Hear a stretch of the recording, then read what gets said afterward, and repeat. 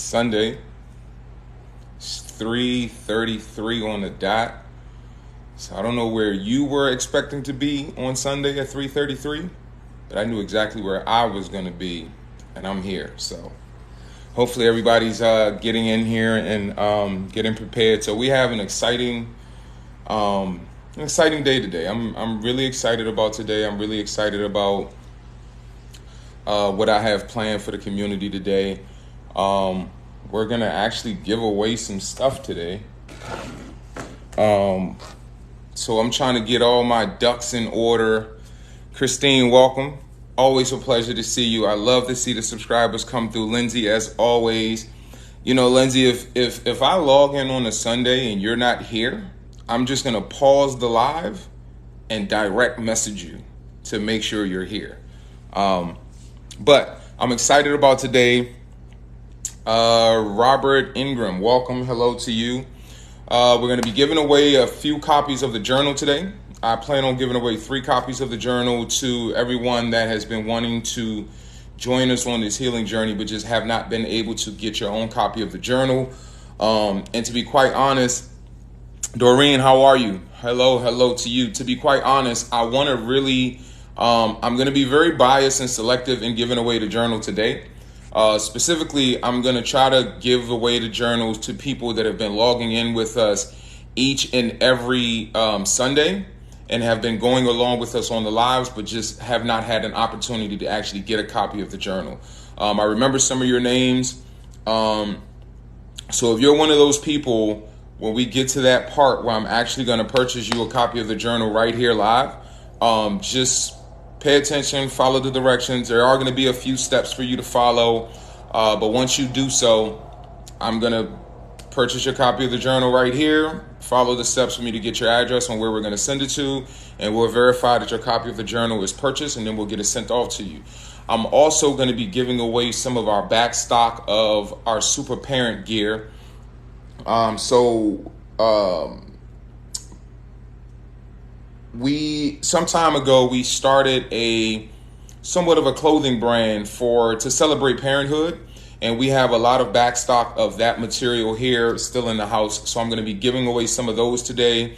Again, there's going to be some directions on exactly what to do, but I've got my postal packages ready. I've got my box full of shirts ready, and so today is going to be very exciting. And we're also going to jump into the journal and talk about something that I feel like is extremely important, that I know everybody will be able to benefit from. Adrienne, I hope I said that right. I'm so glad you got your journal. I'm so glad you're able to join us live with your journal. For everyone who's just getting a copy of the journal, I do have a YouTube, Doreen. So it is youtube.com @girl_dad. The same way that my name appears here is where you can find the YouTube. Okay, awesome, Adrienne. So yeah, that's where you can find the YouTube, youtube.com /@girl_dad. I'm also excited to let you guys know that we do have a start date for the I Am Healing with Coach K podcast. That is going to be October the 11th. I have an amazing guest that we're going to be launching the podcast with. This gentleman inspires me just by his existence. So I'm sure he's going to be a motivator and an inspiration to many of you. I'm excited about that. So if you have not gone and subscribed to the YouTube page, make sure you go and do that, because that's where the podcast is going to be launching. Again, today is a very packed day of what I want to try to get done within an hour and a half, 2 hours. I also want to make sure we get into, the podcast, Christine, it is going to be, especially this first episode, it's going to be the standard for what I expect a pod to be. The gentleman that I'm going to be interviewing, he is phenomenal. His life story is phenomenal. His resilience is phenomenal. All right. So let's not waste any more time with me chit-chatting. I've already gone through our housekeeping. If you have not subscribed to the YouTube page, please make sure you go ahead and do so. youtube.com /@girl_dad. Sandy, how are you today? Welcome to the conversation. Welcome to the community. Welcome to the live.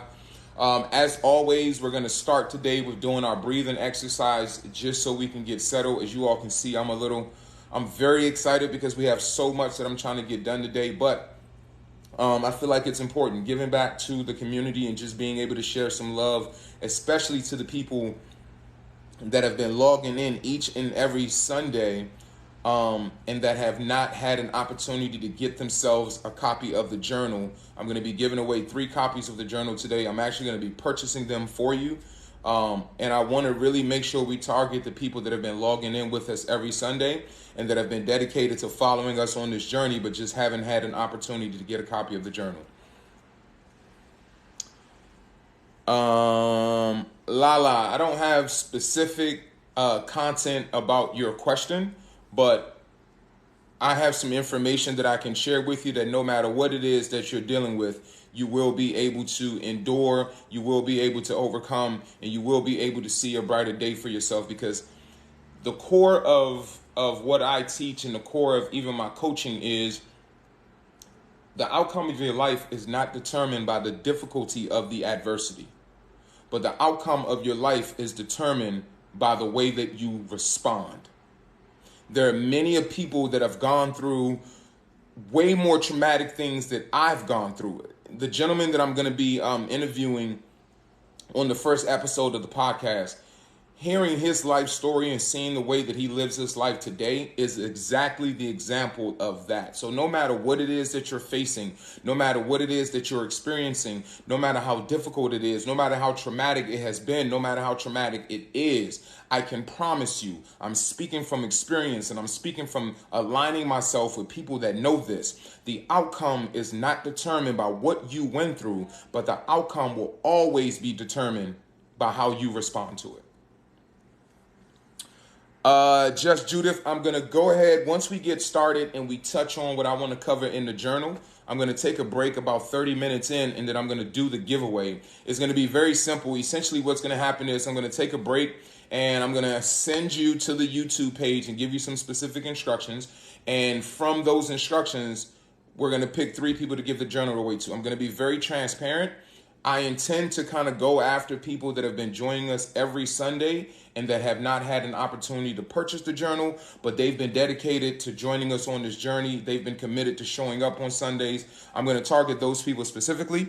But yeah, we're going to give away 3 copies of the journal today, and then we're going to ship out a bunch of shirts to some parents out there and even some amazing moms out there that are interested in actually receiving a free shirt from Girl Dad LLC. So Kim, how are you?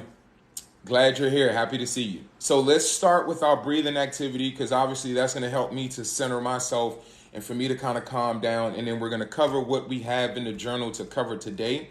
And then after that, we're going to go into the giveaway where, we'll take care of some people today. We'll ship out some T-shirts today, and then we'll wrap this thing up, and I'll give you back the rest of your Sunday.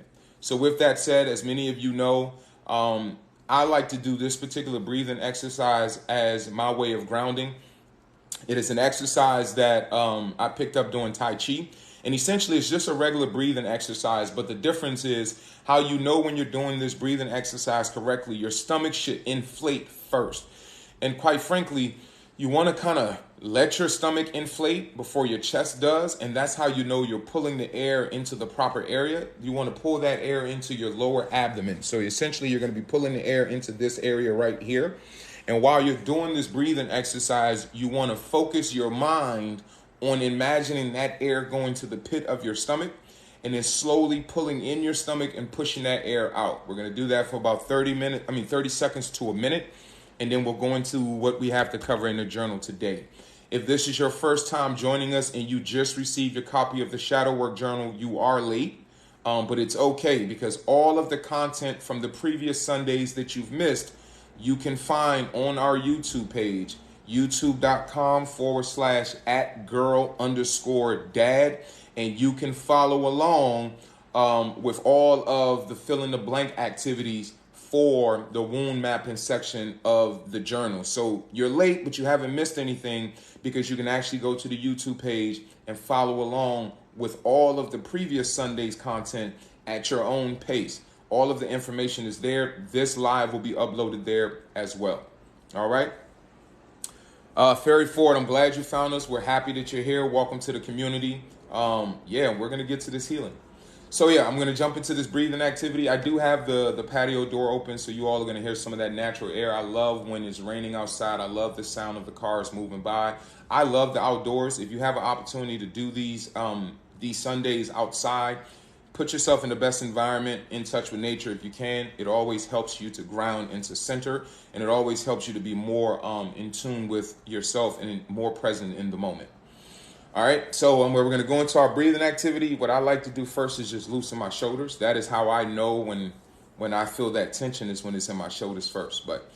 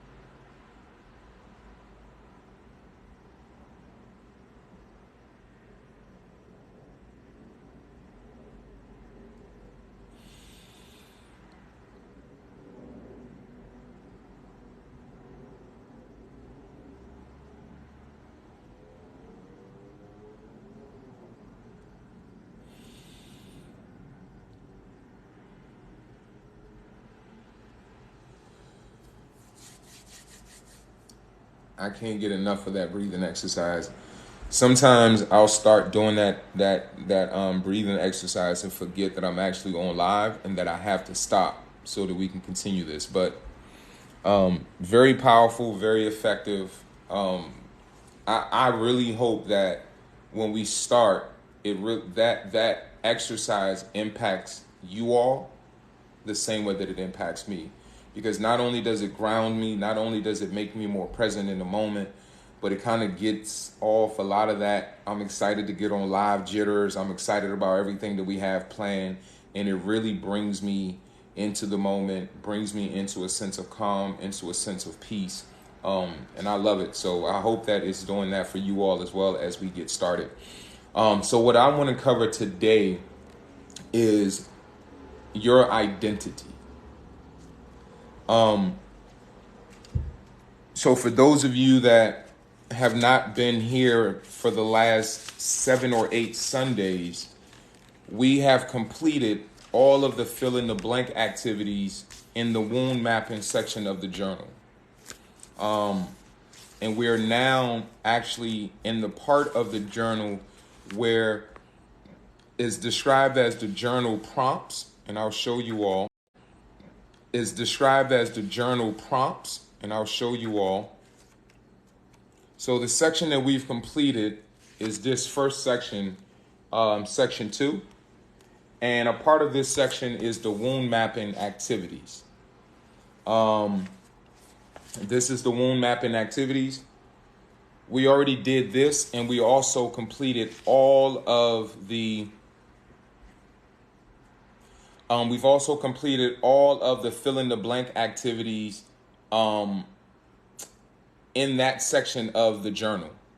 So what we're going to be covering and where we are now is, and I'll show you all again, we're now in a part of the journal where you kind of have the ability to freestyle a little bit. You can touch on, it gives you these different prompts. And you can kind of go through the different prompts and go through the different activities in the journal. So we're at this point in the journal. The journal prompts. So instead of going to each prompt and kind of going through in a sequenced order, what I've been doing is kind of jumping around in the different prompts on specific topics that I want to cover. So again, today what I want to speak about is your identity. And to the point of identity, right? We saw someone put in a comment that someone sharing their opinion about what they think shadow work is. And interestingly enough, the reason why I wanted to speak about identity today is because I want to bring a sense of consciousness into how you became who you are. Many of us do not recognize that you became the person that you are. And if you start with that understanding that you became the person that you are, then you're able to assess who you are, the way you behave, the way you think, the way your perception receives information. If you're able to reverse engineer how you got to the place of who you are today, then you can assess if you're satisfied with the presentation of yourself that you're bringing into the world every day when you wake up. And if that presentation of yourself does not meet how you would like to show up in the world, then we can track back to how you got here and understand how to rewrite those experiences, or how to then change the thought patterns, the behavior patterns that are created and that is causing you to show up the way that you are, so that you can present the way that you want to. Okay? So again, today I want to talk about identity. How did you become the person that you are? I am on prompts. So the first prompt that we're going to do, and again, because I'm using the prompts as conversational topics, you can do these prompts on your own, right? I'm going to actually jump through a few different prompts to drive the conversation. But because we're at the point in the journal where it's just the prompts, you can do these prompts in order if you choose to. You can do them out of order if you choose to, or you can do them as we cover them on Sunday if you choose to. But I'm using the prompts more so to drive conversation, and not necessarily in an order of, hey, you should be doing this prompt and this is how you should be doing it. Because at this point, you should have a sense that this is the part of the journal where you're more so journaling, but also you're kind of using these prompts to address different subject matters that may actually impact your identity and the way that you're showing up. All right. So the first prompt that we're going to go over today is parental influence. And then the second one we're going to do is childhood. And then the third one is self. So that's the order that we're going to do the prompts in. There are no page numbers at this part of the journal, so I can't tell you where to get there, but we're going to start with parental influence.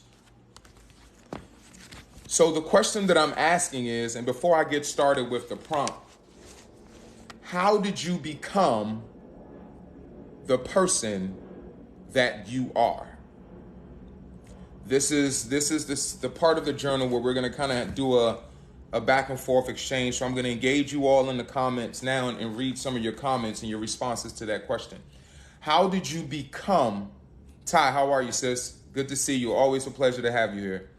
How did you become the person that you are? So let me get some answers from you all. This is the part where you get to be a part of the experiences. Sandy, that's beautiful. Accurate. For Love Me, thank you for joining us. How did you become the person that you are?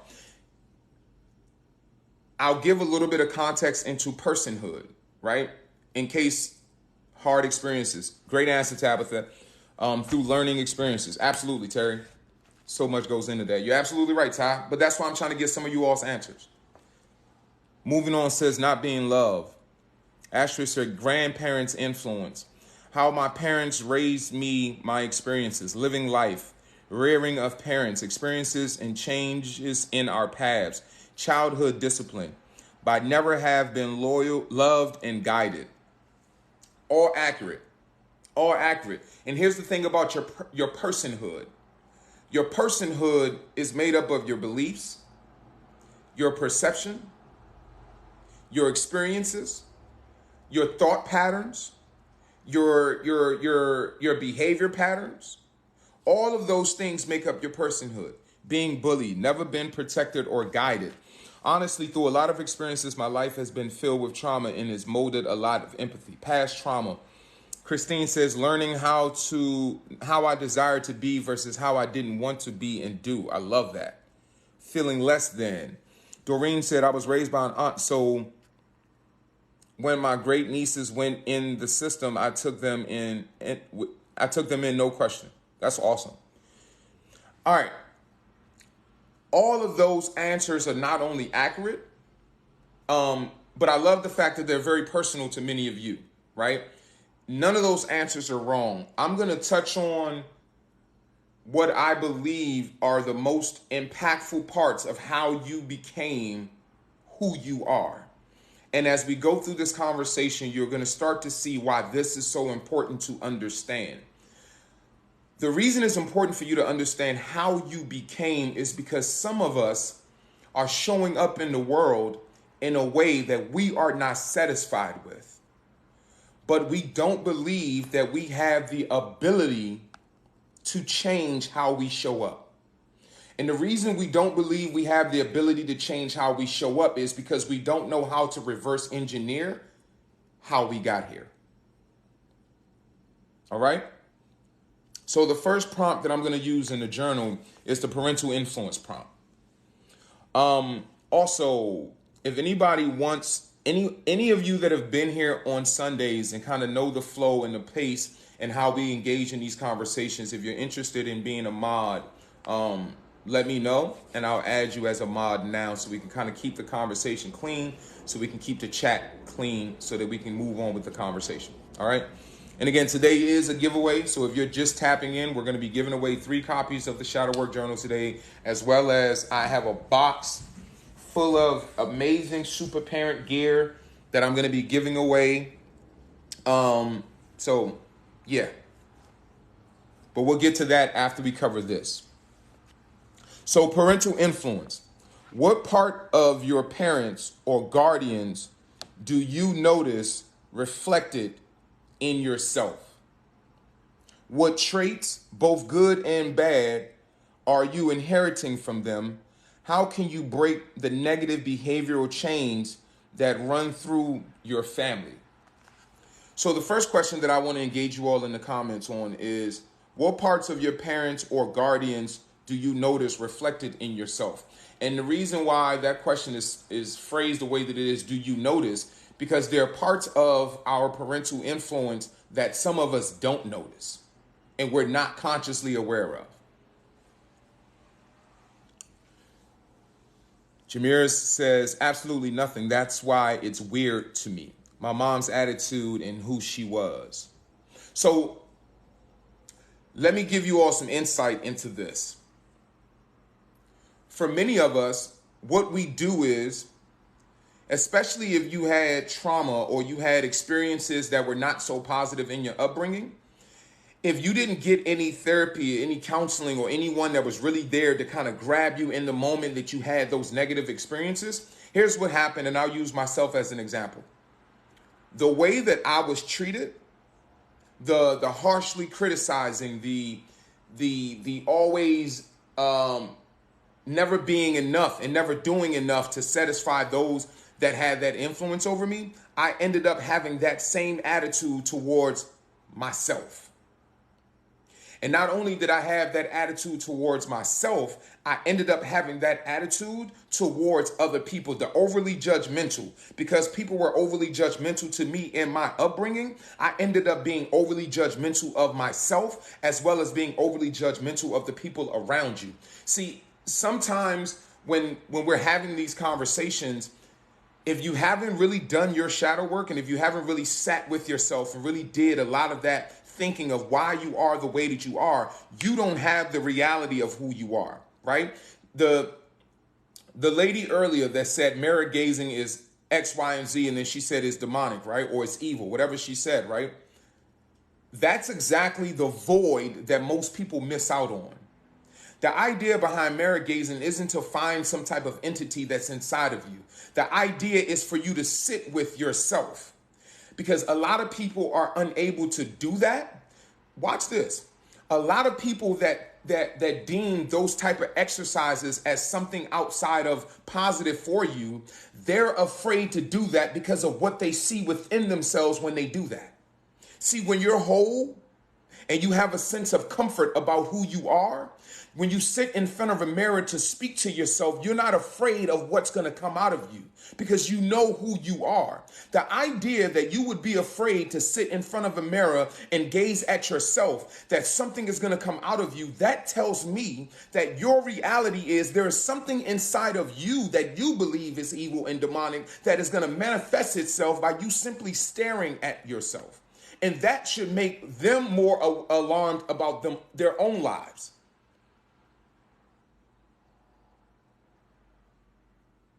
But so when I ask the question of what part of your parents or guardians do you notice reflected in yourself, if you haven't really done the honest shadow work, and if you haven't really done the honest reflection, you may brush that off because you don't see those things in yourself. But I'm going to give you a little bit of guidance here.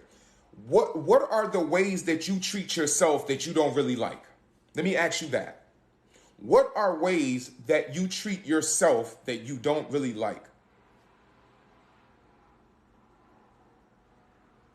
Christine, in that process, right, a lot of times is you're seeing parts of yourself that you're showing that compassion for. You're seeing parts of yourself that you're expressing that feeling for because a lot of those feelings and those emotions are coming back. But Sandy says harshly. Okay, Sandy. So let's use Sandy's example for the moment. Sandy and Ty. Do you remember who treated you that way? The way that you treat yourself right now, that you're not so proud of, that you don't really like, I guarantee you can remember and connect directly back to someone that treated you that way.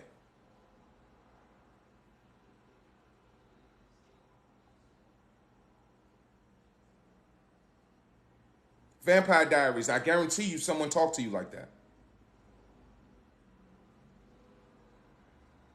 So when I ask the question, what are what parts of your parents or guardians do you notice reflected in yourself? A lot of times we think about how we treat the world.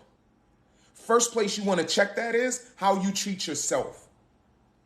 Because the way that you treat yourself, in the ways that you're not so compassionate to yourself, in the ways that you're not so loving towards yourself, I guarantee you some of that behavior you picked up from someone else treating you like that first. So bookmark that. If you have your pen and your pad, which you always should on these Sundays, bookmark that and write that down. What are the ways that you treat yourself that you're not so happy about? Write that down. Mom and siblings talked to me and treated me terribly, right? It's natural. Here's why it's natural for us to pick up the behavior and the way other people treated us as the way that we treat ourselves. Because remember, the theme of today is how did you become who you are? Learned behavior. If you look out in nature, that's a good example and a good analogy. We've all seen the stories on like National Geographic where you take an animal of another species and you raise it amongst another group of animals, and this animal, let's say for the sake of whatever, right? This wolf raised around bears, I'm not saying it's accurate, but I'm just using this as an example. This wolf raised around bears takes on the behaviors of a bear, even though it is not a bear. That's the same thing with us. In our upbringing, The reason why it's important to understand and be conscious of how you became the way you are today is because the way that you're showing up today that does not serve you, if you're not able to identify where those behaviors come from, you're unable to undo them. Right? So in your early stages of your life, you are learning how to treat yourself and treat other people by the way that you are treated.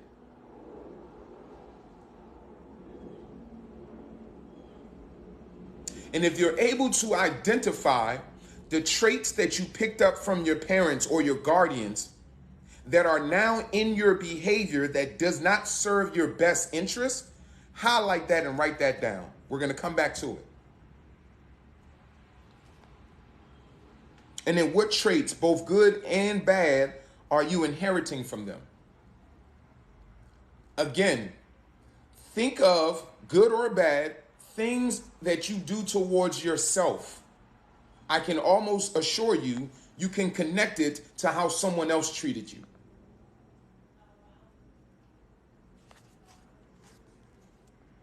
Write those down. Parental influence.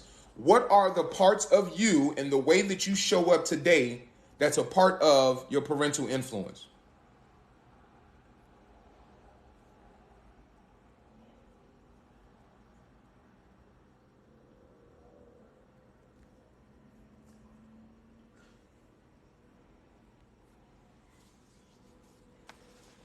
All right, the second one that we're going to do, Magic Butterfly, how are you?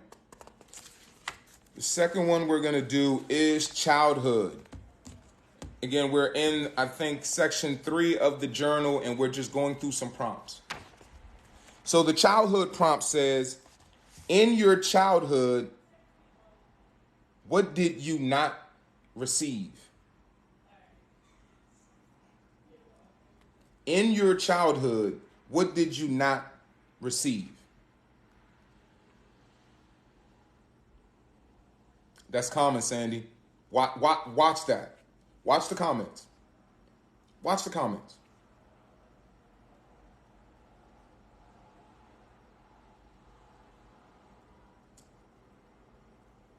Some people see us coming together as a community to do this work, to be a support system to one another. And their comment is, you all are just being soft, or you're just highlighting this, just get over it, just move on. When I hear that, I hear people that think that they've made peace with their trauma. Think about that. When you make peace with something, you have made acceptance of the thing. When you make peace and acceptance with something, you've taken with it all that came along with it. So in the unwillingness to do this work that we have all committed ourselves to do, people will see us doing this and be critical because, one, they don't have the capacity to do the work themselves. Out of them not having that capacity, they're still triggered enough to see other people's willingness to do the work and criticize it instead of just moving on with their life, moving on with their day, moving on with their scrolling on TikTok. But if you look in these comments, all of this is very common, right? Now, here's the thing about shadow work. Shadow work is not about finding the blame or who is at fault. Shadow work is understanding how you became the person that you became, how your behavior patterns and your thought patterns were developed, understanding the root of those things, and then understanding how to reframe, rewrite, and adjust those realities so that you can become the author of your today and the author of your tomorrow. Through forgiving of those people, through forgiving of yourself, and through reframing some of those memories. All right? So now, having listed in your childhood what you did not receive, the question is, how has this impacted you? So let me give you some examples.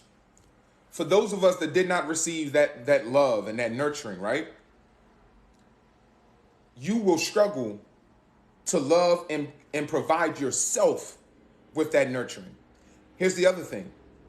Because you didn't receive it, and you still have a yearning and a desire for it, you will try to find it in ways and means that will not fulfill you completely.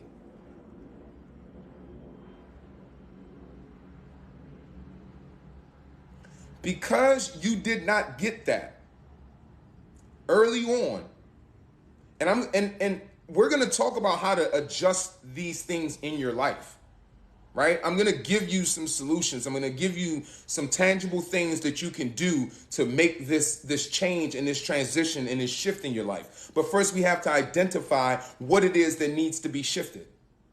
If you did, I have no problem using myself as the example. What I lacked in my upbringing, as far as that nurturing and that feeling loved and that sincere sense of, hey, you're cared about, it led me to a place in my life where I didn't see value in my life. And because I didn't see value in my life in my 16, 17, 18s and 20s, in my early 20s before I had my son, because I didn't see value in my life, I had no problem doing things to put my life at risk, nor did I have a problem doing things to put other people's lives at risk.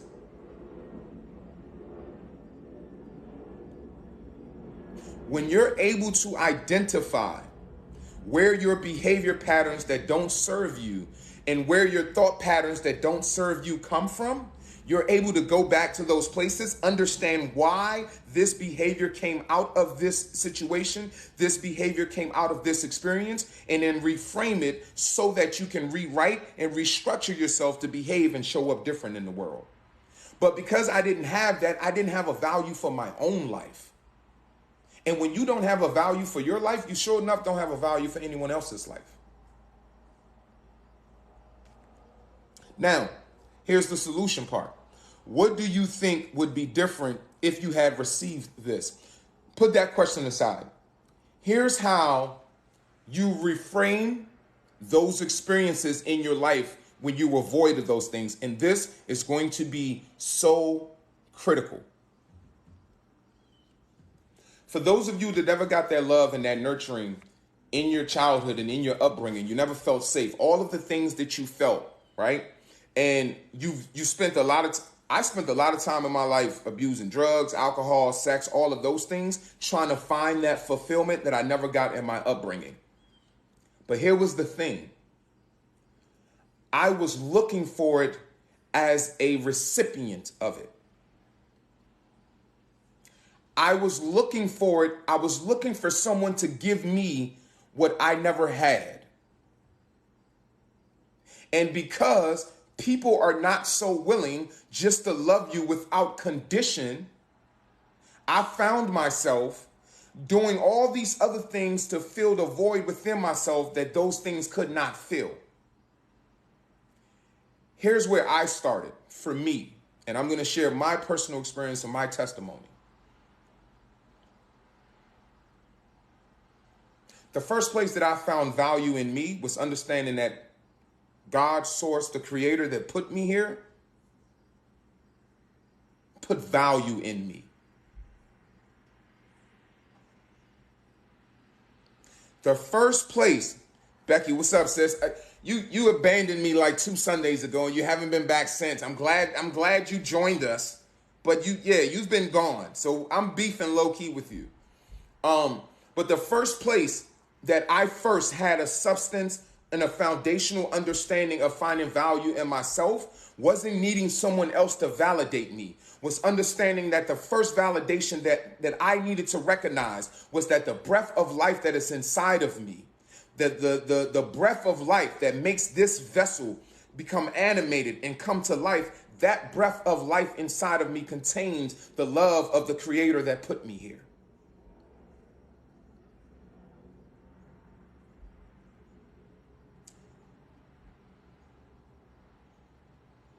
When you know that you were created with value, I understand, sis. Much love to you. Much love to you. I completely understand. I'm just joking with you. When you know that you were created with value, and watch this. This is why it's so critical to have a foundational understanding of your value cannot come from outside of you, but your value is innately inside of you. And it is part of the breath of life that you are. The spirit being that you are inside of this vessel is what holds your value. Here's why that's important. And that value has to be rooted in whatever your foundational belief system is. Whether you want to call it God, source, creator, it's all the same thing based on however you've approached this understanding, right? But your innate value has to start with God and has to start with your creator. Because if your value is based on things that are outside of you, then you are always subject to what the world says you are worth.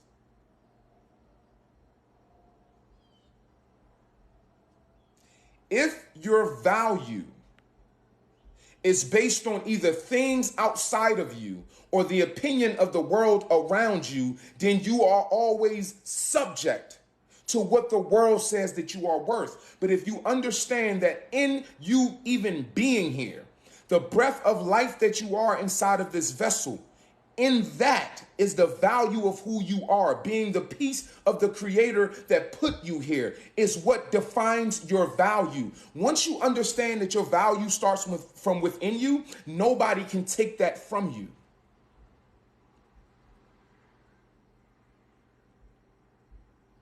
Once you know that, then you know that you can't surrender that to anybody, because my value isn't determined by what you say it is.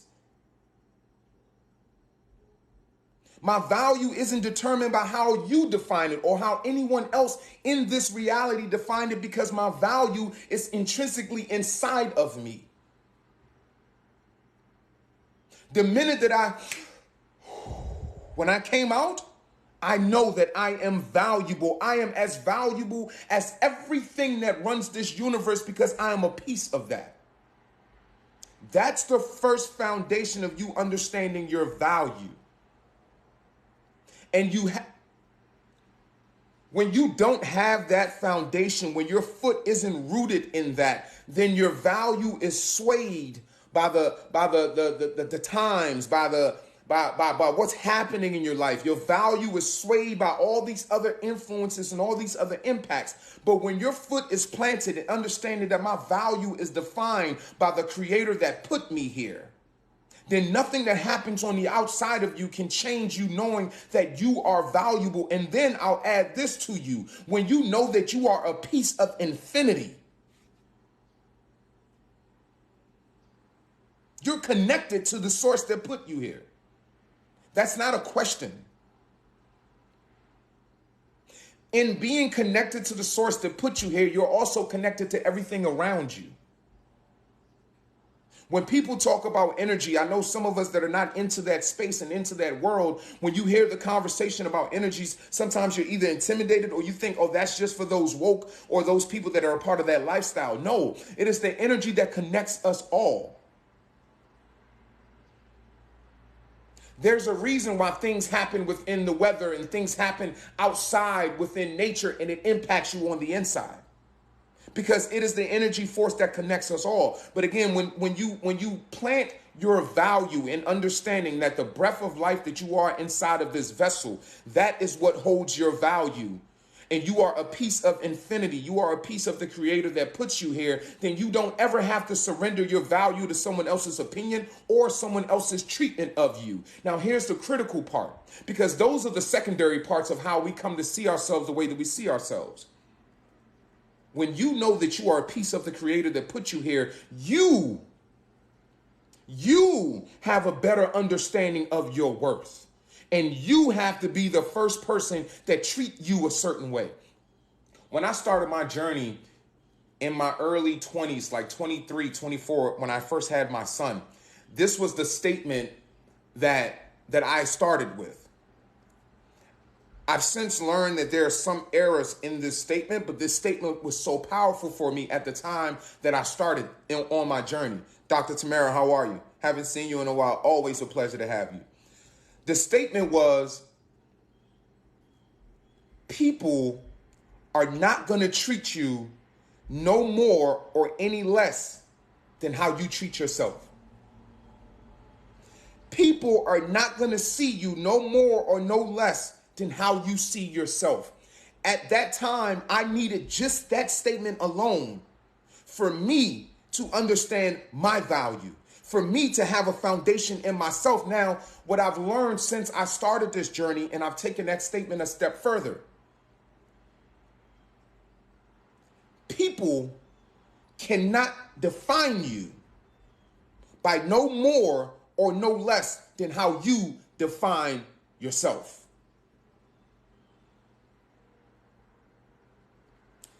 The depth of that statement is when I write of my life, who I am, what my value is, what I believe I'm worth, nobody can cross that out. It doesn't matter. I'm writing this in permanent ink of who I am because my value in what I'm writing is based on my foundation in the creator that put me here. You can't change that. No matter what you try to do to me, you will never be able to change the value that I know I hold because I know that value is defined by my connection to the creator that put me here. You can't change who God says I am. It doesn't matter how you try to treat me.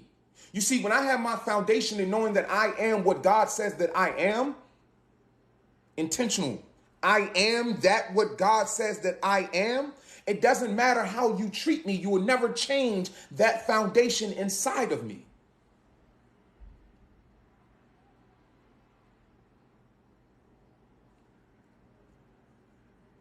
So the first thing you need to do, no matter how you were treated, no matter what your experiences were, you need to first identify, before you even start understanding how you're treating yourself, plant your feet in knowing that the breath of life that you are inside of this vessel is a piece of the source that put you here. It's a piece of the creator that put you here. It's a piece of infinity. And nobody can make a definition of that in man's words to make it any less than how amazing it is and how amazing you are. Let's touch on this last one and then we'll get into the giveaway. So the last prompt is, and remember the theme for today is, how did you become who you are? The last prompt is self. And it's in the journal. If you find it, you know where we are. Your authentic self is what hides behind layers of learned masks. Your authentic self is what hides behind layers of learned masks. Let me ask you all this. Answer if you feel willing. Why do you wear a mask? Why have you worn a mask at any point in your life?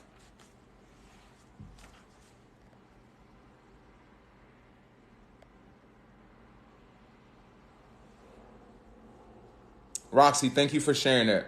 I see what you're doing, Roxy. I love it. Thank you. Protection. To be accepted.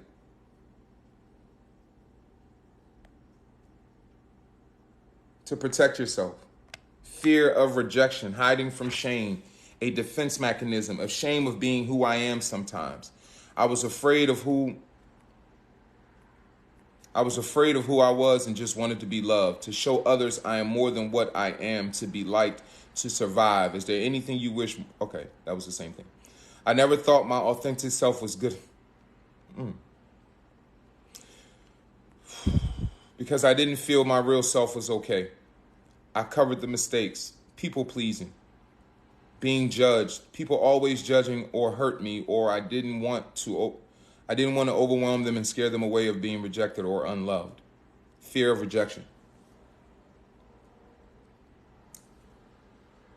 Let me bless all of us right now. I want you to understand something. The pressure to fit in, the pressure to feel protected, the pressure to feel love that causes us to put on a mask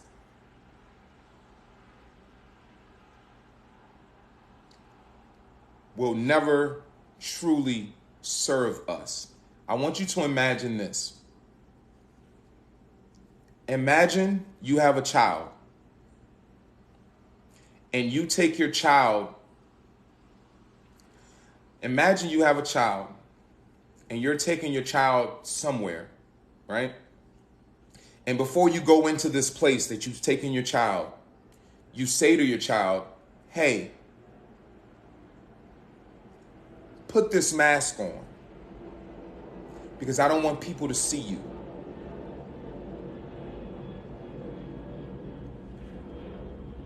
Even if you tell your child, this mask is going to protect you.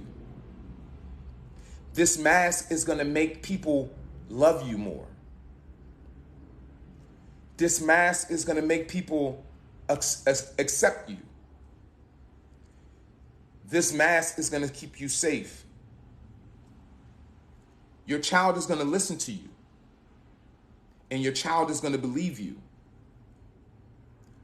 But you've also, without saying it, you've also taught your child a very important lesson. And that lesson is who you are without this mask won't ever be loved, or will not be loved, at least in this place, will not be accepted in this place, will not be protected in this place. This is the exact same lesson subconsciously that you're teaching yourself when you wear the mask. You're doing it for the reasons that we stated. But there's a message that comes with wearing the mask. And a lot of times, we didn't teach ourselves that message. Someone else did first. The reason I said, imagine that you have a child and you're telling your child this is because that's how most of us learned that message. We are simply repeating what was instilled in us through the way that we were treated very early on. The reason we continue to wear the mask is because whether directly or indirectly, we were told if you show up as who you are, you won't be loved, you won't be protected, you won't be accepted, so you have to conform to whatever that person first told you. Once you accepted that as a part of this is life, this is the reality, even in your adult years, you continue to repeat the exact same thing that was told to you, whether through the way you were treated, whether it was the environment that you was in, or whether they told that to you directly. Here's the other thing about the mask. When we wear the mask and you feel protected because of the mask, and you feel accepted because of the mask, and you feel like you're enough because of the mask, here's the thing. Internally, you are still void. Why? Because the acceptance is of the mask, not you. The protection is of the mask, not you. The love that you got when you wore the mask, that love was for the mask, not you.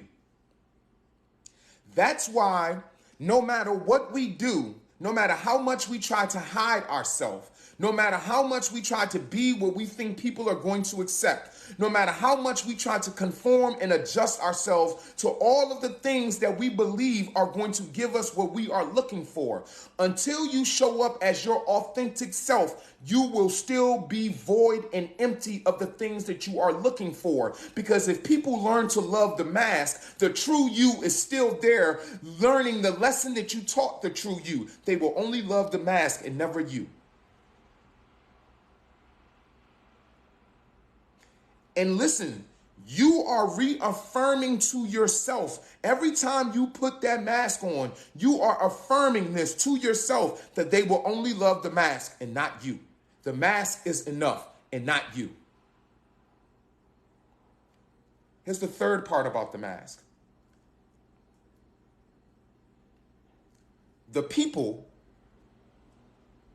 that will genuinely love you, the people that will genuinely accept you, the people who will embrace you as being enough, when you show up with your mask on, they don't connect with you.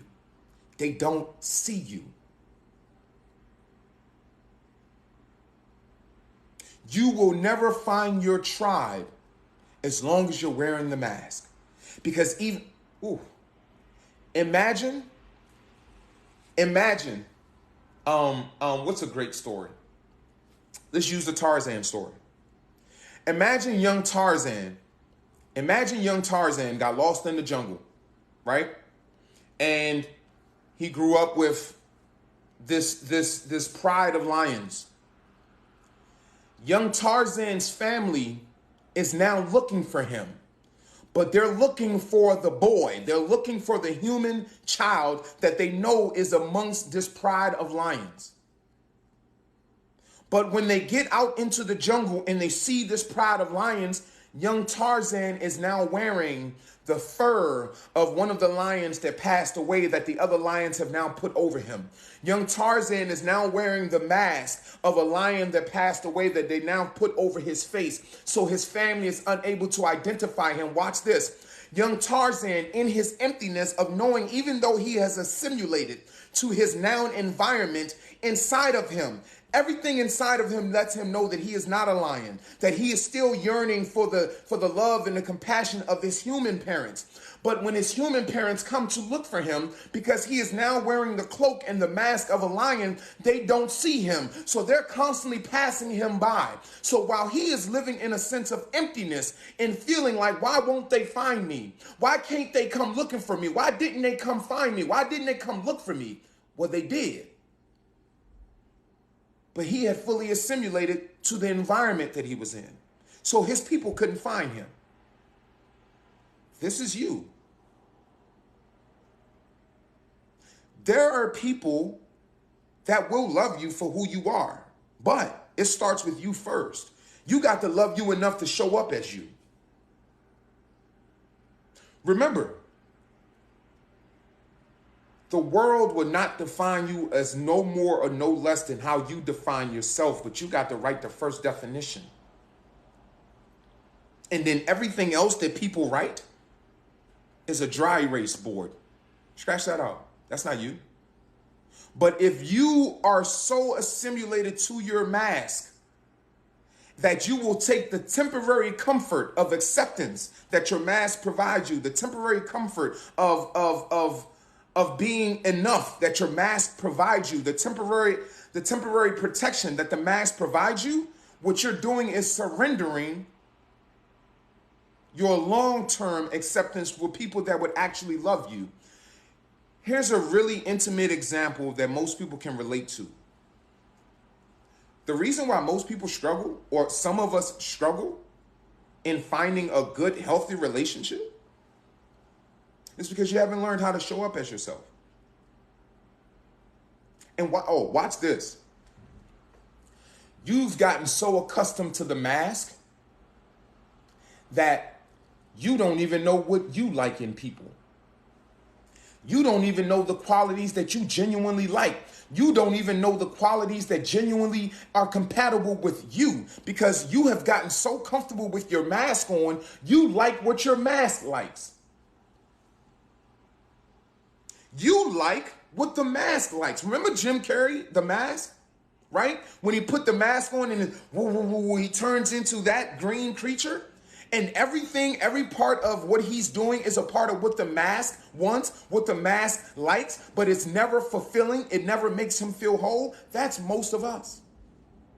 If you have gotten so comfortable in wearing your mask and you're so afraid of being yourself that you're fully assimilated into this mask, you're attracting to you what the mask desires, what the mask likes. And when you get it every single time, it's never enough.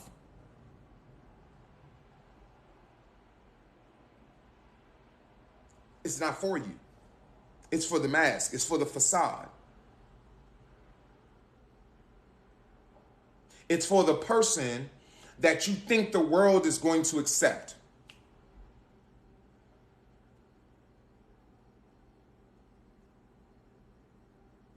Imagine, let me give you another analogy. Imagine you feel like in order for me to be accepted, I got to go to, in order for me to be accepted into this crowd of people that I'm trying to be accepted in, I'm going to show up in this crowd of people, the dinner that they're throwing, they're only serving vegan meals, only vegetables and fruits, whatever, right? But you eat meat.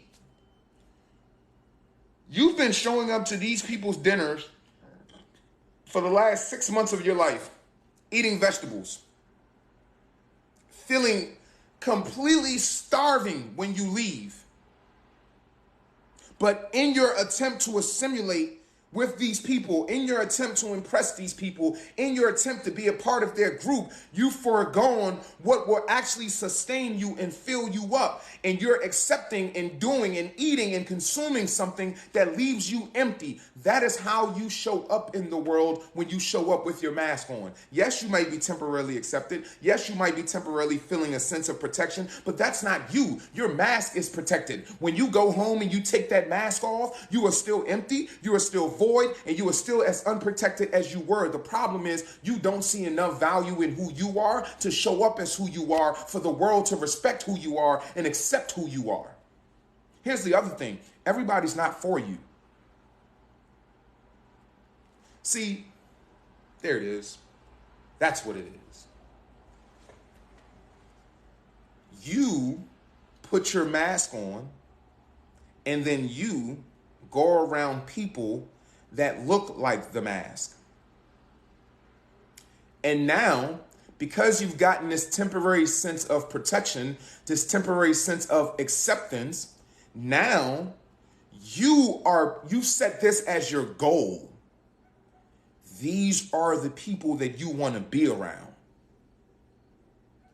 because they resemble the mask that you're wearing, right? Here's the thing about the mask too.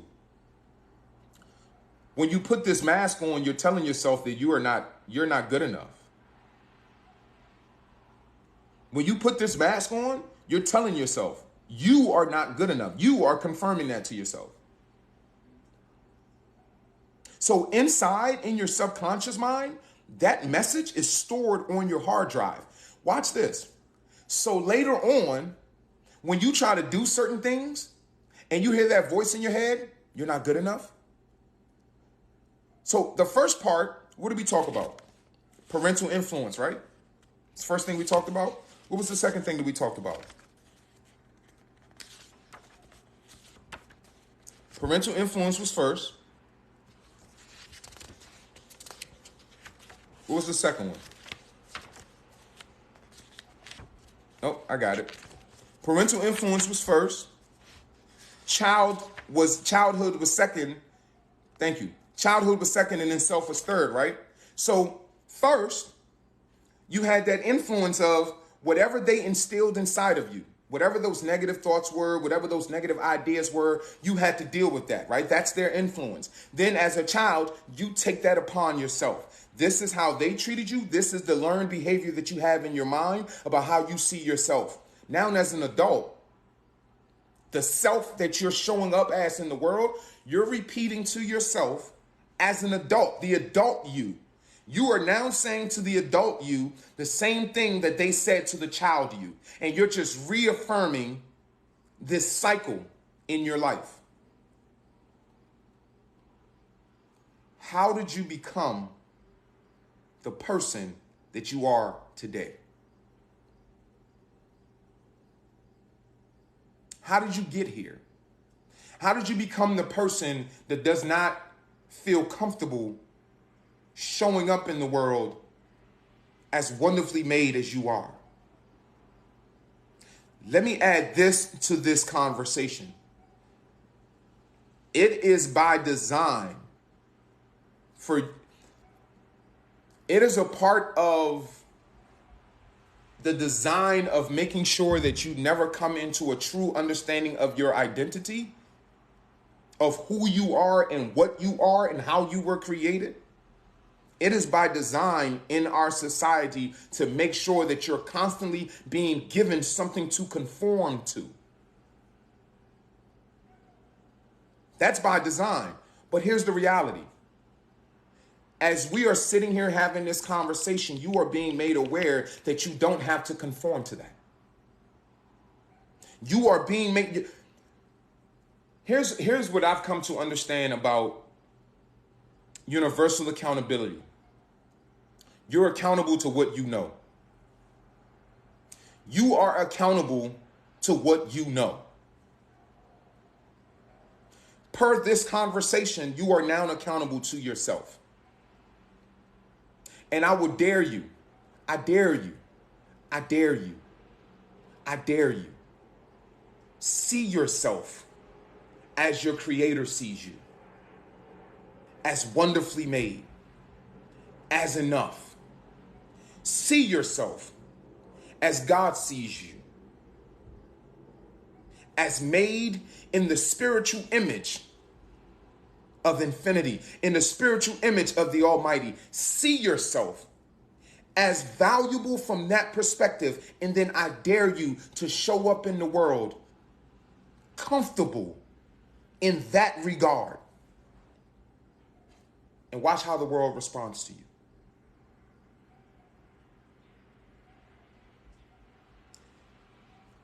I almost feel like there's an analogy about how the movie The Mask ended, but I can't remember the ending.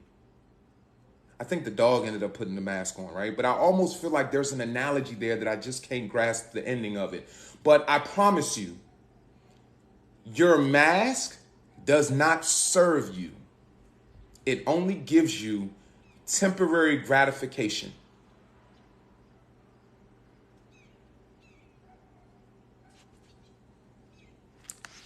Come on. Come on, walk with peace. Say that again, walk with peace. Say that one more time, walk with peace. Because he lost himself in it.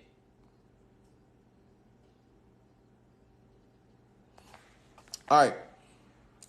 And then the last two parts of self is there anything you wish more people knew about you?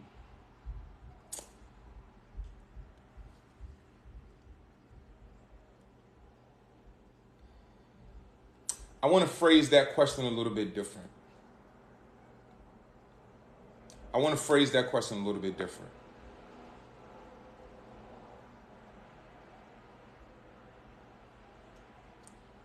What are the things about you that you've had to hide behind your mask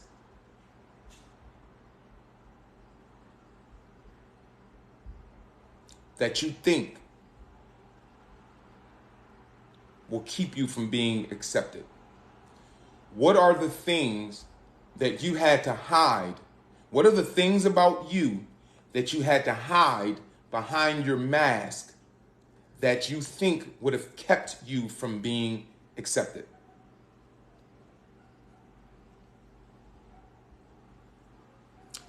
I am perfection. Trust me. The people, here's the thing, y'all. Your tribe of people, your connections to the, there it is. All right, stop commenting, stop answering that question right now, because I don't want to miss some of you all's comments. We'll come back to that question. Stop answering. Everybody stop answering, Stop answering, because I don't want to miss your comments. I want to say this because this is important.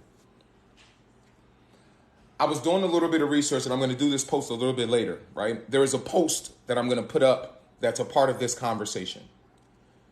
And the research that I was doing was on the cells in the body.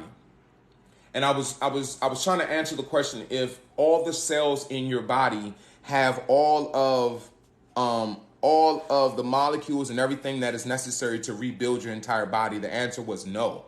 But every cell in your body does have the DNA makeup that is you. But every cell in your body has its own assignment. Like The muscle cells contract. The white blood cells, like, they move blood. And I forget what the other one was. Actually, I got my notes. Hold on.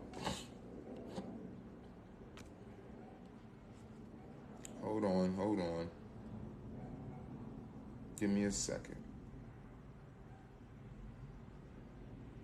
All right. Okay. So muscle cells are specialized for contraction, nerve cells for transmitting electrical signals, and blood cells for carrying oxygen and nutrients, right? So every cell in their groups have different assignments. Think of this human collective as the human body, not your physical body, my physical body, but the human whole is one body, right? And each of us are a part of a cell group.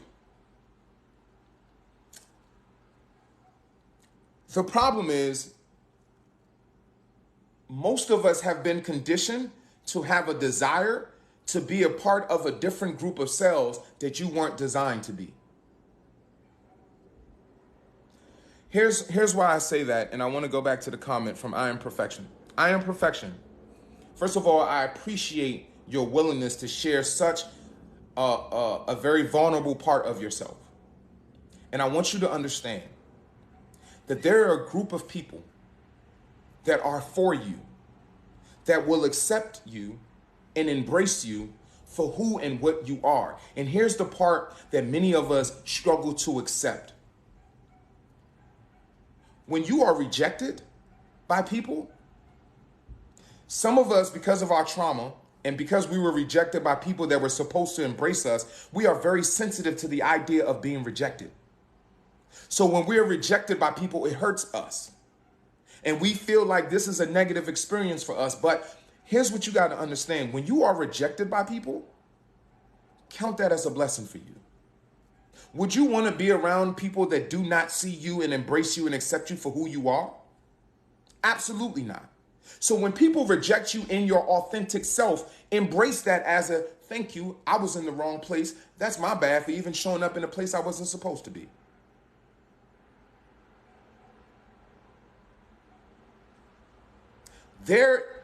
We each have a place, and we each have a place that we belong. The problem is, in order to keep us all conditioned and controlled, we're all being told that we need to fit into this one space of general acceptance, whatever that is, whatever you perceive that to be. We've all been conditioned to think we have to fit into this mold or this space or this area where everybody has to meet this criteria or this standard. That's not reality. It's only reality if you accept it as your reality.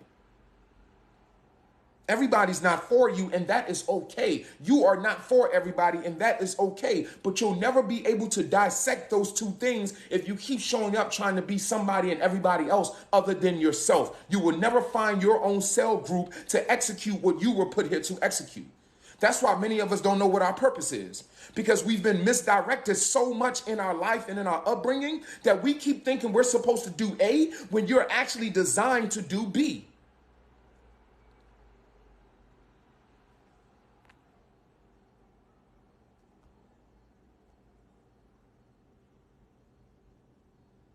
So let me go over my notes with you all. Powerful. I want to share an incredible fact about the body that relates to finding our true selves.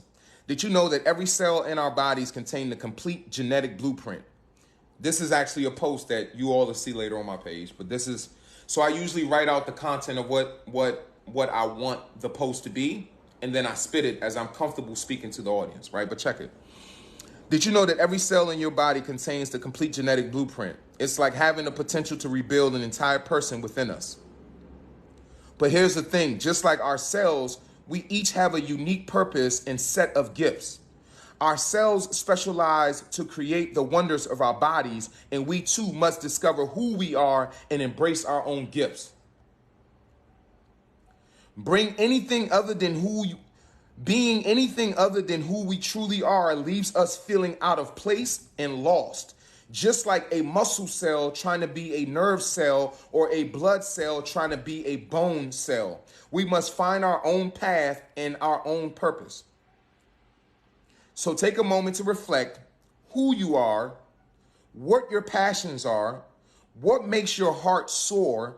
Embrace that uniqueness, that authenticity, and execute your role in this world. Whether you're an artist, a scientist, a teacher, a baker, the world needs you to be you. Each one of us has the power to make a difference by embracing our true selves. Remember, just like our cells work together harmoniously to create the miracle of life, when we embrace our true selves, we contribute to the harmony of the world.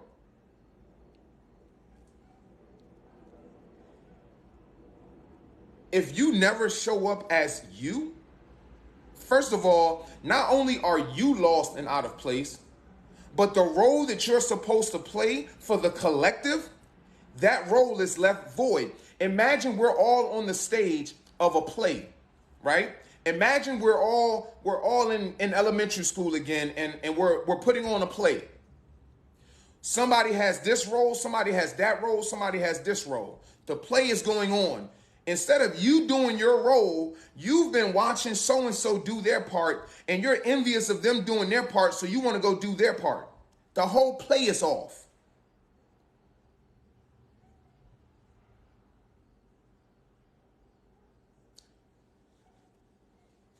I recognize that part of the problem is the way that most of us were brought up and conditioned. We weren't conditioned to embrace ourselves and love ourselves because the people that reared us didn't embrace us and love us in that unconditional way. I recognize that. I recognize that, and I'm telling you my own personal testimony. I struggled with my identity for a really long time. I struggled with even embracing my own gifts for a really long time. But here's the thing. Once I knew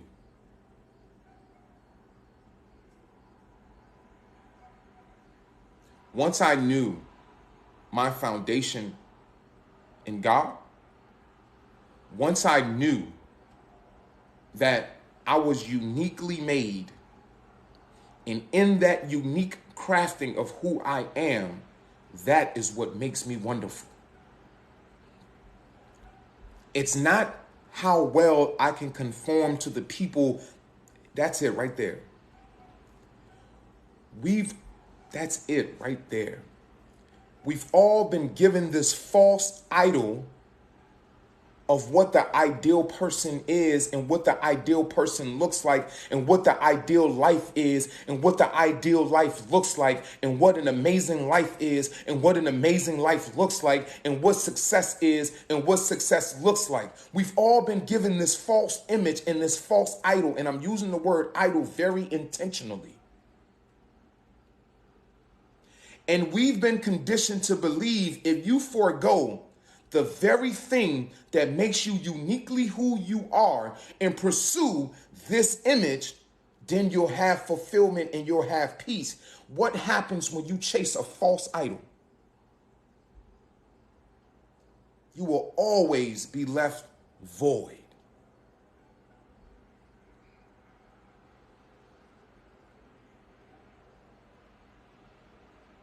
Every single time. There is no image of perfection other than that of Yeshua. And the whole story of Jesus or Yeshua, the whole story, the whole purpose, the whole gospel, the whole reason is to understand that you are one with your Creator and nothing can separate you from that. You know what a lot of people forget to understand? That at the time that we are given the story in the life of Jesus, Yeshua, at that time, the whole purpose of his gospel was to say, hey, what they're saying is not what God says. This idea that you have to perform all of these things in order for you to be connected with God is false. Remember, here's a thought that I had the other day that I thought was very controversial, and I was thinking of a way to kind of put it into a post, and I haven't really grasped it yet, but I'll share it with you all. Okay, watch this. Sidebar, but very much on topic. If God has a chosen people, and the whole beginning was that God had a chosen people and God directed this chosen people to do X, Y, and Z because God has a chosen people, right? That's how it all started. God has a chosen people. That being the case, how is it then that the whole gospel of Jesus and Yahshua is that God so loved the world? How did God have a chosen people separate from the world? And then later on, we're being told that God so loved the world. One of those stories is cap. One of those stories have to be cap. I'm falling on the line of, because we know that we all come from that source and we are all a piece of the source that puts us here. When we hear that God so loved the world, then we know that because I'm a piece of that, I'm loved by what I come from. What I lean towards is this idea that God has a selective, picked out people is a story told by those people that want to give themselves an advantage and to justify their behavior in this world. And that same idea that somehow I am special because God has separated me from you is the very foundation of what human suffering comes from. Because one group of people are trying to have dominion over another group of people. That is the root of human suffering. One group of people believing that they have been authorized by God to have dominion over another group of people is the very root of human suffering. Because in how everything is naturally created, there are enough resources on this planet to provide for every single human being here. Why are we suffering? Why are people dying of starvation? Because at the root of all of it is one group of people believing that they were given authority to have dominion over another group of people. Here's why that's cap. If I have a piece of infinity inside of me, and if I have a piece of the Almighty inside of me, and if you have the piece of the Almighty inside of you, how can I have dominion over God?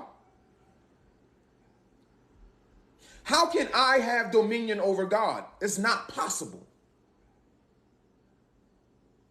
It's not possible. If the breath of life that brings this vessel to life is the piece of infinity, the breath of life that was breathed into you is a piece of God that puts you here, how can somebody else have dominion over you? It's not possible. And when you understand that that is the foundation of your identity, and if you understand that the gospel of Jesus and the gospel of Yahshua is to reconfirm to the world that what they are saying is not true. Remember?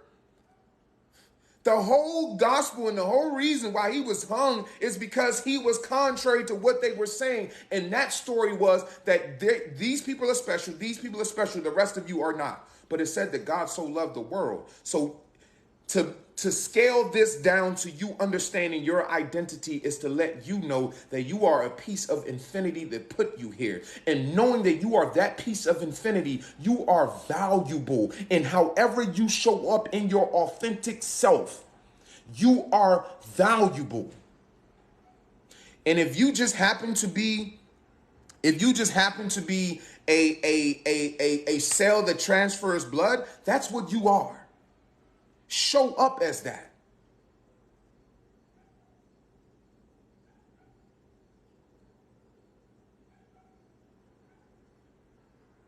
Show up as that.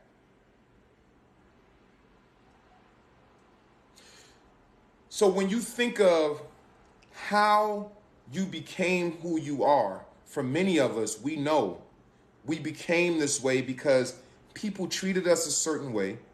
That taught us how to treat ourselves.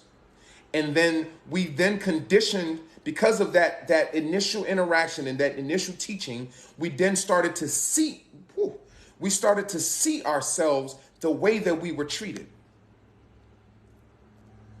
You see yourself, or you define yourself by the way that you are treated. You define yourself by the way that you were treated. So now that you have the understanding of what you are and who you are, I need you to start treating you like you know who you are. I need you to start treating you like you know that you are a piece of the infinity. I need you to start treating you like you are a piece of the creator that put you here. I need you to start treating you like you are a piece of God breathed into this vessel. And when you know that you are valuable, it doesn't matter what I say to you. When you know who you are, I can't redefine you. It doesn't matter how I try to treat you. See, imagine this.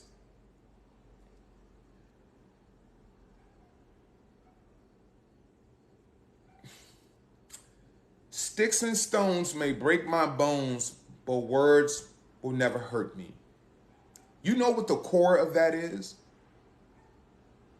You know what the core of that childhood saying is? It's not just don't let people hurt your feelings with their words. The core of that is, I know who I am. Your words cannot change my definition of me. The only way your words can make me feel a certain way if I was not certain of who I was when I showed up. And when you said what you said to me, it made me think of myself differently. And because I had to think of myself differently, I got hurt by it. When I know who I am, your words can't redefine me.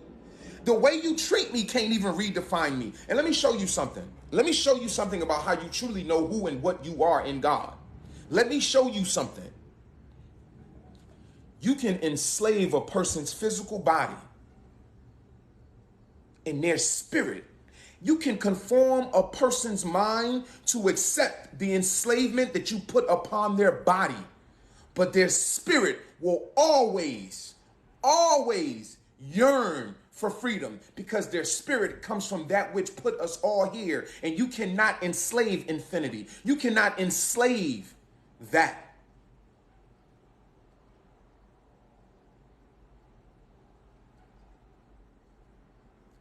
You have to be absolutely certain of your value.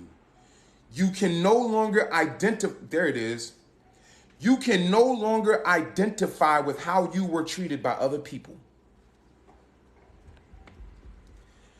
You can no longer identify with how you were treated by other people to define who you are. You can no longer identify with how you were treated by other people to define who you are. That's why you keep putting the mask on. Because you see yourself the way they treated you. If they treated you like you weren't worth it, you don't think you're worth it. If they treated you like you weren't loved, you don't believe you're loved or you can be loved. If they treated you like you were, that's how you see yourself, and you got to break that. We're breaking that right now. That's not you.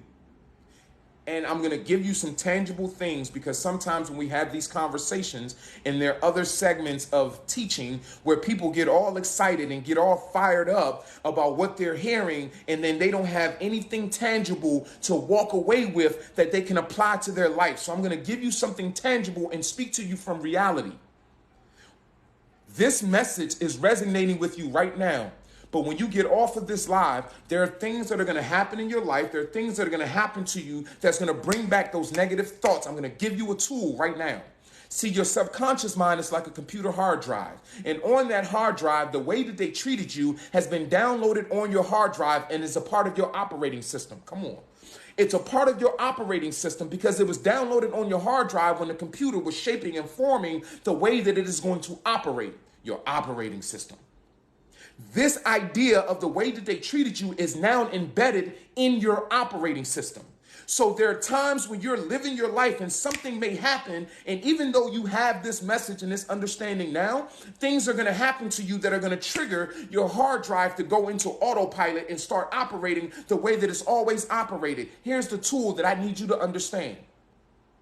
Open your mouth. When that thought comes in your mind that does not align with what you now know of yourself, open your mouth and reject that thought. That's not me. That's not my portion. When that thought says that you're not worth it, you said, I am worth it. That's not my thought. That's not my portion. When that thought says that nobody's going to love you, first of all, I am already loved by the creator that puts me here. I'm loved by God. And that foundation of knowing that God loves me is more than anything that anybody on this earth can give me. Open your mouth and speak against those thoughts, and then open your mouth and speak that which you desire for yourself. That is the power of using your creative faculties. I'm not just going to tell you, oh, you're all of this, and then you go out here and that thought pops back up and now you're back in the same place that you were. See, many people are not willing to fight for their identity. You're willing to easily conform for your identity, but you're not willing to fight for your identity in your own mind. Because listen, the battle doesn't even start out here.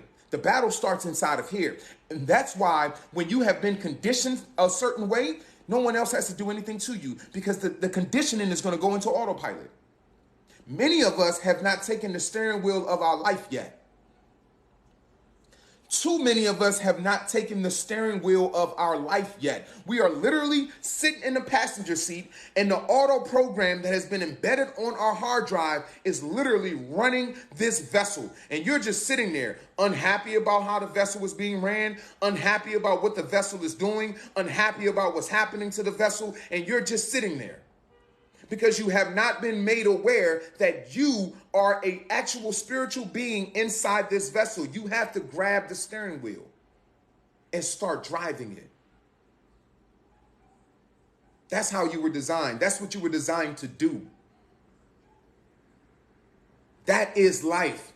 You don't have to live the result of how you were treated. You don't have to live as the result of other people's actions towards you. You can live the life that you want once you plant your feet in God, knowing that you are a piece of the infinity that you come from, and knowing that you are truly living in the gospel of Yahshua, which is that you are one with God and nothing can separate you from God, and you're aligned with God and living your life in love. Plant yourself in that. Plant yourself in that. And once you're planted in that, when those thoughts from your hard drive come up, reject them. Speak into those files what you believe of yourself, what you know of yourself. And over time, when those files open up, instead of those negative thoughts that were spoken into your hard drive, what's going to start coming out is what you know and what you've spoken of yourself. That's how you rewrite your identity. That's how you rewrite your behavior patterns. That's how you rewrite your thought patterns.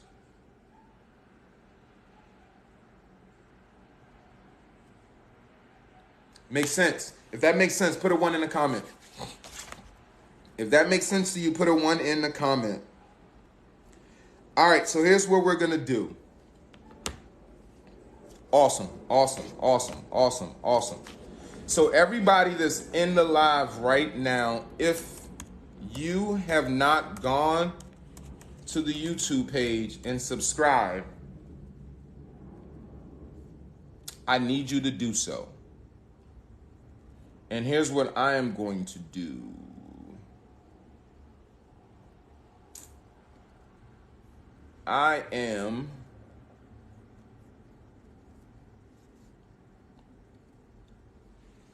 We are going to give out some stuff.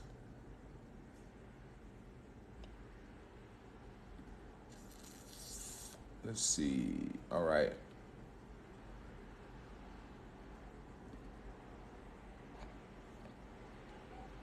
All right. So if you have not subscribed to the page and you don't have a copy of the Shadow Work Journal, you won't know it's me.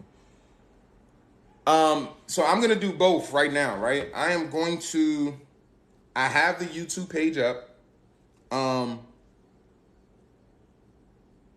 Lifations, I know your sub, sis. I already know it.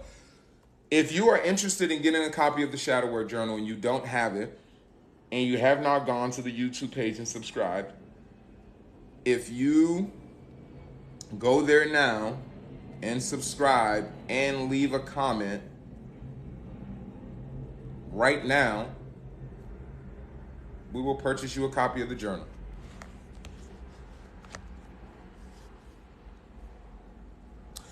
It shouldn't kick you out of the live, and if it does, just come back. But we're gonna give away 3 copies of the journal, and this is an easier way for me to do this. Becky, are you still here? Where is she? Because it's much easier if she picks people. That way, I can be free of the criticism of having. Fairy 4, do you have a copy of the journal? I just got the book, but because I'm 7 weeks behind, how do I catch up? 7 weeks worth of shadow work in 1 week to be ready for your live next week. All of these lives are on the YouTube page, and that's why I'm driving people there, right? Because all of the lives from the previous Sundays are on the YouTube page. The podcast is also going to be launching on the YouTube page. And that's really part of why I'm driving the traffic there, because that's where a lot of my long form content is going to be found. I'm going to keep doing these lives just to kind of get everybody engaged, because this is where we started the community. The YouTube page is youtube.com/@girl_dad. October 11, Robert Ingram. I appreciate you for sharing that. It's also on my profile, but youtube.com/@girl_dad. I'm on the page right now, and I'm also in my inbox waiting for a notification. So the first person that I get a notification that you have subscribed and you don't have a copy of the journal, I will pause the live. Or let's do it this way. Send me a message once I identify you with the address that you want the journal sent to, and we'll send you a copy of the journal. 3 people.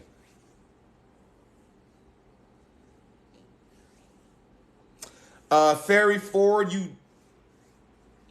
at this point, you don't necessarily have to catch up because we've done all of, Roxy, do you have a copy of the journal? If you don't, we'll get you in there.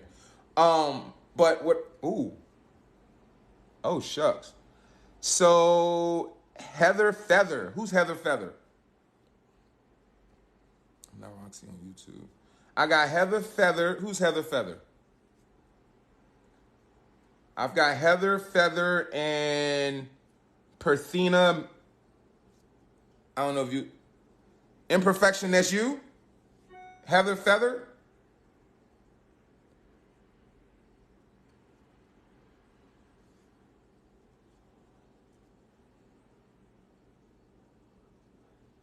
All right, I'm getting some notifications on my email. All right, Heather Feather, do you have a copy of the journal, Imperfection?